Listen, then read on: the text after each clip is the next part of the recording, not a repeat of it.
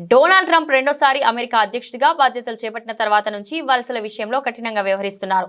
ఇప్పటికే అక్రమ వలసదారులపై ట్రంప్ సర్కారు ఉక్కుపాదం మోపుతుంది. వారిని ఉద్దేశించి దేశం వెళ్లగొడుతున్న విషయం తెలిసిందే. ఇప్పుడు తాత్కాలిక వలసదారులపై ట్రంప్ కన్నెర చేశారు. దేశంలో తాత్కాలిక నివాస హోదాను రద్దు చేస్తున్నట్లు ప్రకటించారు. ఈ సంచలన నిర్ణయంతో క్యూబా, హైతీ, నికారాగ్వా, వెనిజులా దేశాలకు చెందిన దాదాపు 5.5 లక్షల మంది పౌరులు అమెరికా వీడనున్నారు.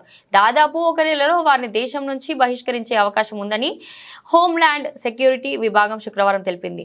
ఈ ఆర్డర్ 2022 అక్టోబర్ నుంచి అమెరికాకు వచ్చిన 4 దేశాలకు చెందిన దాదాపు 5,32,000 మందికి వర్తిస్తుందని హోంల్యాండ్ సెక్యూరిటీ కార్యదర్శి క్రిస్టో నోయం తెలిపారు. ఏప్రిల్ 24తో వారి లీగల్ స్టేటస్ రద్దవుతుందని వెల్లడించారు. ఫెడరల్ రిజిస్ట్రేషన్ నోటీస్ ప్రచురించబడిన 30 రోజుల తర్వాత వారు తమ చట్టపరమైన హోదాను కోల్పోతారని తెలిపారు. కాగా యుద్ధం లేదా ఇతర కారణాలతో అనిశ్చిత నెలకొన్న దేశాలకు చెందిన పౌరులకు ఈ హోదా ద్వారా అమెరికాలో తాత్కాలిక నివాసం కల్పిస్తారు.